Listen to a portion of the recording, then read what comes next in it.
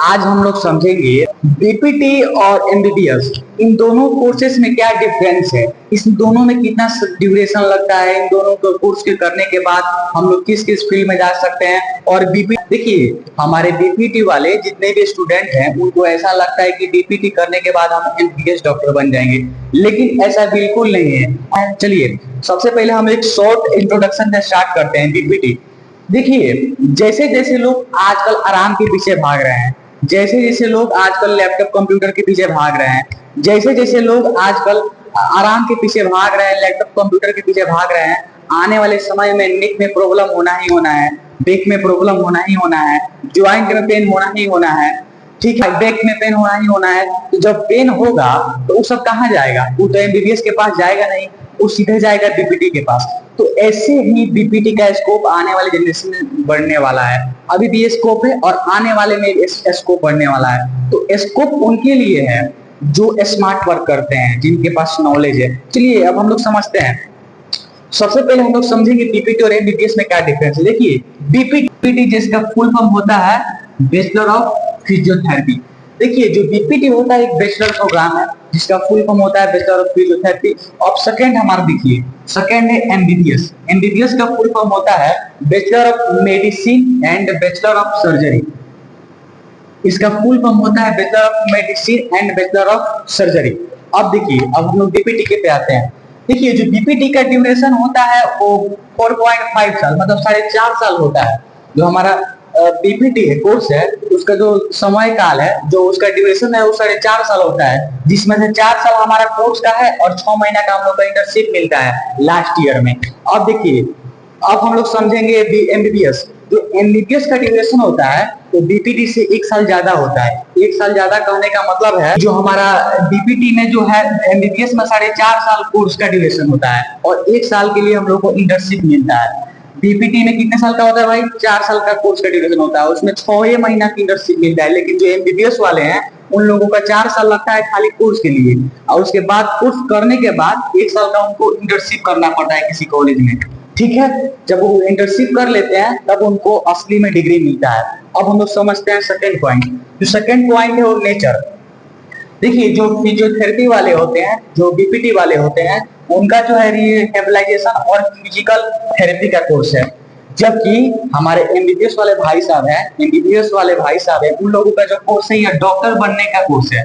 ठीक है, लेकिन जो बीपीटी वाले हैं वो भी अपने नाम के आगे, नाम के पीछे पीटी लगा सकते हैं और डॉक्टर भी लगा सकते हैं। ठीक है, अब देखिए, जो एमबीबीएस वाले हैं वो अभी अपने नाम के आगे डॉक्टर लगा सकते हैं, ये ठीक है। अब देखिए, अब आगे हम लोग समझते हैं। जो आगे है एलिजिबिलिटी। एलिजिबिलिटी क्या है बीपीटी कोर्स करने के लिए? तो आप लोगों को एलिजिबिलिटी क्राइटेरिया जो है वो है 12th पास होना चाहिए फिजिक्स केमिस्ट्री बायोलॉजी से, और भी 50% मार्क्स के साथ। 50% मार्क्स आपका होना चाहिए 12th में, और मेन में पीसी भी होना चाहिए। पीसी भी होने के बाद से आपको कुछ यूनिवर्सिटी एग्जाम भी देना पड़ेगा, स्टेट लेवल का आप लोगों को यूनिवर्सिटी एग्जाम भी देना पड़ेगा। लेकिन जो एमबीबीएस वाले हैं उनको जो एडमिशन लेना होता है कॉलेज में, तो उनको नीट एग्जाम देना पड़ता है, तो नीट क्वालिफाई करना है। विदाउट नीट का जो है एमबीबीएस वाले एमबीबीएस कोर्स नहीं कर सकते हैं। अगर आप पैसे के बल पे करना चाहें तो उसका कोई अलग बात है, लेकिन पैसे के बल पे भी करने पे 1 करोड़ से ऊपर खर्चा लगता है। अगर आप सरकारी निकाल लेते हैं तो आपको जो है, हमको लगता है 50,000 में फ्री आ जाएगा। अब देखिए, अब आगे हम लोग समझते हैं। आगे जो है मेन फोकस, जो हमारे बीपीटी वाले हैं उन लोगों को मेन फोकस रखना चाहिए हमेशा। एनाटॉमी में कमांड रखना चाहिए, बायोमैकेनिक्स में कमांड रखना चाहिए, एक्सरसाइज थेरेपी में कमांड रखना चाहिए, और neuro ortho cardio rehabilitation and pain relief recovery. देखिए, जो बीपीटी वाले हैं उनको सबसे ज्यादा फोकस करना चाहिए एनाटॉमी में, क्योंकि एनाटॉमी में हम लोग बोन के अंदर के इंटरनल एंड एक्सटर्नल स्ट्रक्चर के बारे में पढ़ते हैं। जो बायोमैकेनिक्स है इसमें हम लोग बॉडी के अंदर के मैकेनिक्स को पढ़ते हैं। आज जो हमारा एक्सरसाइज थेरेपी है इसमें हम लोग सीखते हैं कि अगर किसी को पेन हो, किसी को बैक पेन हो, किसी को नी पेन हो, किसी को शोल्डर में पेन हो, तो हम लोग कौन सा उसको एक्सरसाइज दे कि वो ठीक हो जाए जल्द से जल्द। तो इन लोगों को है, इन लोगों को एक्सरसाइज थेरेपी में भी कमांड रखना चाहिए, और हमारे बीपीटी वाले जो है न्यूरो में भी कमांड रखना चाहिए। क्योंकि कभी कभी क्या होता है कि जो फिजियोथेरेपिस्ट होते हैं उनको कभी कभी न्यूरो वाला केस भी मिलता है, जैसे किसी को सीपी है, किसी को मिर्गी का दौरा पड़ता है, किसी जो बोल नहीं पाता है, इन सब केस भी जो है हमारे फिजियोथेरेपी के पास आता है, और जो फिजियोथेरेपी है वो ऑर्थो में भी काम कर सकते हैं, कार्डियो में भी काम कर सकते हैं, और अब रिहेबिलाइजेशन में भी काम कर सकते हैं। अब देखिए, अब एमबीबीएस वाले में देखिए एमबीबीएस वाले जो है वो मेन फोकस करते हैं ह्यूमन बॉडी में एनाटॉमी, फिजियोलॉजी, पैथोलॉजी पैथोलॉजी में, और इनका जो मेन फोकस रहता है वो रहता है डायग्नोसिस और ट्रीटमेंट ऑफ डिजीज। ये डायग्नोसिस करते हैं और ट्रीटमेंट करते हैं डिजीज का।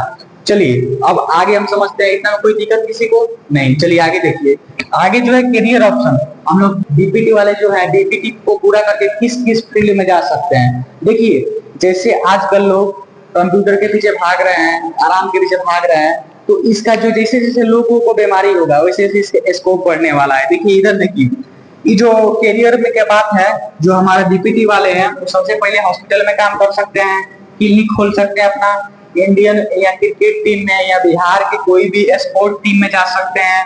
उसके बाद से टीचिंग में भी जा सकते हैं। उसके बाद से अगर उनको और आगे जाने की इच्छा है तो मास्टर करके किसी इंस्टीट्यूशन का या किसी पैरामेडिकल कॉलेज का प्रिंसिपल भी बन सकते हैं। ठीक है, अब देखिए, अब इनका देखिए एमबीबीएस वाले का, जो एमबीबीएस वाले हैं उनका करियर है डॉक्टर बन जाएंगे, उसके बाद उनको गवर्नमेंट में भी नौकरी मिल जाएगा, प्राइवेट हॉस्पिटल में भी काम कर सकते हैं, अपना खुद का क्लिनिक भी खोल सकते हैं। उसके बाद से एमडी और एमएस करके पीजी स्पेशलाइजेशन भी हो सकते हैं, कर सकते हैं। हम लोग का भी है, हम लोग भी एमपीटी करके मास्टर कर सकते हैं। अब देखिए, अब जहां तक सैलरी का बात है, बीपीटी वाले का सैलरी कोई मतलब निश्चित नहीं होता है, वो जितना चाहे उतना कमा सकता है। अब डिपेंड उस पे है कि वो स्मार्ट वर्क करता है या हार्ड वर्क करता है। देखिए जो बीपीटी का सैलरी है अगर रिसर्च के मुताबिक, तो वो हमारे हॉस्पिटल में होता है एनुअल 3 से 6 लाख के बीच, लेकिन एक्सपीरियंस बढ़ने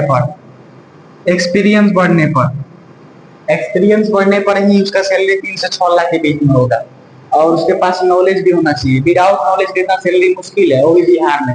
अब देखिए जो हमारे एमबीबीएस वाले हैं उनका जो सैलरी है, उनका सैलरी हाईएस्ट है, एवरेज उनका सैलरी है 8 to 20 एलपी एवरेज सैलरी, मतलब 8 से 20 लाख के बीच उनका सैलरी है। लेकिन वो डिसाइड होता है उनके कैंपस पे, वो कहाँ से पढ़ाई किए हैं, उनका यूनिवर्सिटी कौन सा है। ठीक वैसे ही हमारे बीपीटी वाले में भी डिसाइड होता है कि आप कौन कॉलेज से पढ़ के आए हैं। हमारा जो सैलरी है कॉलेज आधा 50% हमारे कॉलेज के कैंपस पे डिसाइड होता है। चलिए अब हम लोग फिर से मिलते हैं नेक्स्ट वीडियो में। वीडियो अच्छी लगी तो लाइक कीजिए और कमेंट कीजिए, चैनल